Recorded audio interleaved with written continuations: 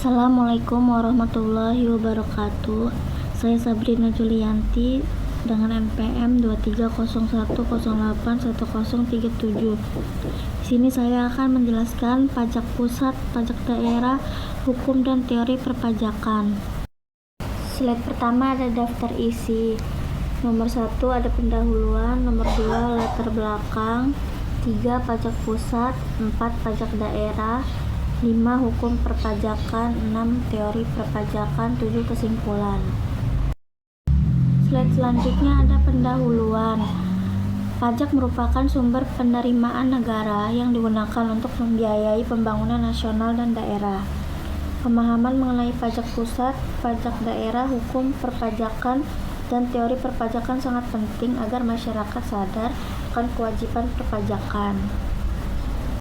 Slide selanjutnya ada latar belakang. Pajak sebagai sumber utama penerimaan negara. Perbedaan kewenangan pemungutan pajak pusat dan daerah.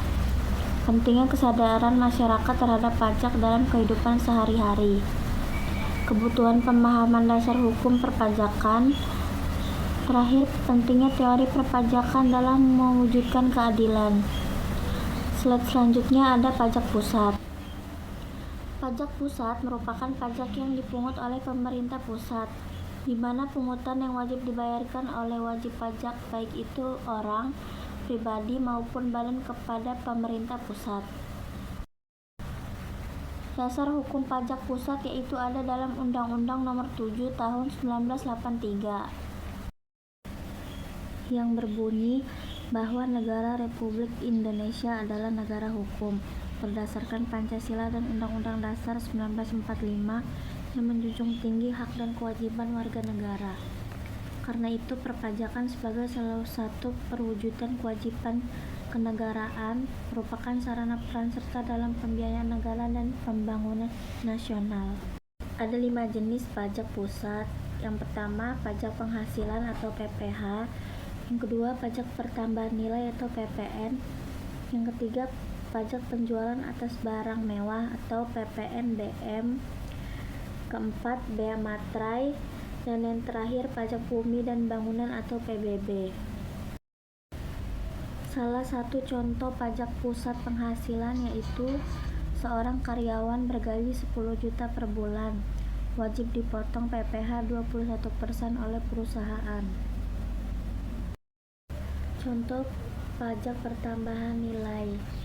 Beli laptop 10 juta dikenakan PPN 11%. Contoh pajak penjualan atas barang mewah.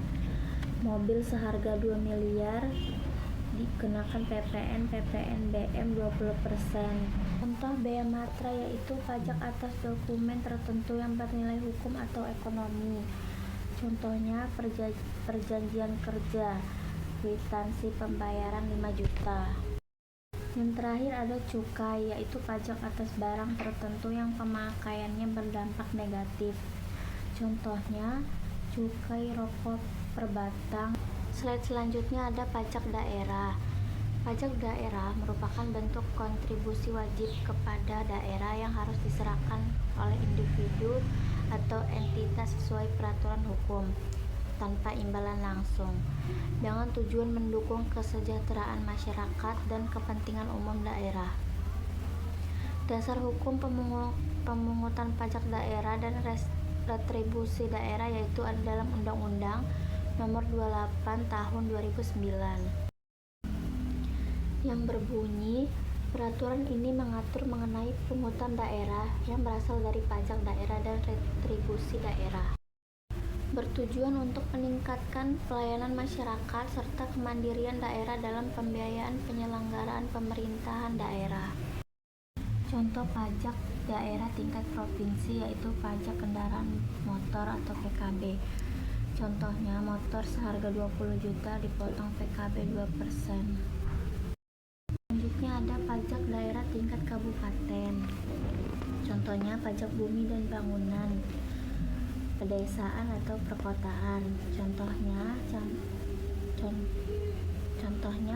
tanah dan bangunan NJOP senilai 500 juta dan PBB-nya sebesar 500.000. Yang ada pajak hotel dan restoran. Tarifnya sebesar 10%. Contohnya, yang ketiga ada pajak hotel dan restoran. Contohnya, membeli makan di restoran seharga 200.000 dikenakan pajak Rp20.000. Selanjutnya ada bentuk tarif pajak, yaitu proporsional flat tetap dari nilai. Contohnya PPN 11% dari 1 juta. Selanjutnya ada progresif naik seiring kenaikan dasar pengenaan. Contohnya PPh orang pribadi sebesar 5-30. Selanjutnya ada pajak daerah tingkat provinsi. Pajak daerah tingkat provinsi adalah pajak yang ditetapkan dan dipungut oleh pemerintah provinsi berdasarkan undang-undang untuk membiayai penyelenggaraan pemerintahan dan pembangunan di tingkat provinsi. Selanjutnya, ciri-ciri pajak daerah provinsi. Ada 4. Yang pertama, dipungut oleh pemerintah provinsi. Yang kedua, berlaku di seluruh wilayah provinsi. Yang ketiga, hasilnya masuk ke kas daerah provinsi sebagai pendapatan asli daerah atau PAD. Yang keempat, wajib pajak adalah orang pribadi atau badan yang berada di wilayah provinsi tersebut. Selanjutnya, tujuan pajak daerah tingkat provinsi yaitu menjadi sumber pendapatan asli daerah PAD provinsi, membiayai pembangunan dan pelayanan publik di tingkat provinsi, memberikan kewenangan fiskal lebih besar kepada daerah. Selanjutnya, pajak daerah tingkat kabupaten atau kota. Pajak daerah tingkat kabupaten atau kota adalah pajak yang ditetapkan dan dipungut oleh pemerintah kabupaten atau kota berdasarkan peraturan perundang-undangan, yang hasilnya digunakan untuk membiayai penyelenggaraan pemerintahan serta pembangunan daerah kabupaten atau kota. Itu ciri-ciri pajak daerah tingkat kabupaten atau kota. Ada 4. Yang pertama, dipungut oleh pemerintah kabupaten atau kota, berlaku di wilayah kabupaten atau kota tersebut. Yang kedua, hasil pemungutan masuk ke pendapatan asli daerah atau PAD kabupaten atau kota.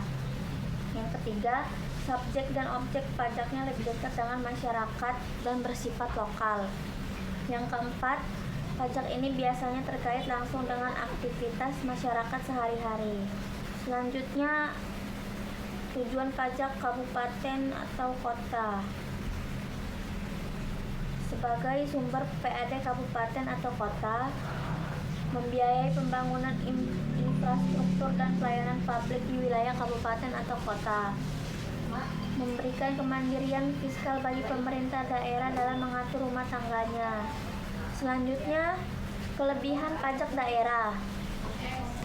Yang pertama itu meningkatkan pendapatan asli daerah PAD, menjadi sumber dana utama untuk membiayai pembangunan dan pelayanan publik di daerah. Yang kedua, mendorong kemandirian daerah. Daerah tidak selalu bergantung pada dana transfer dari pusat.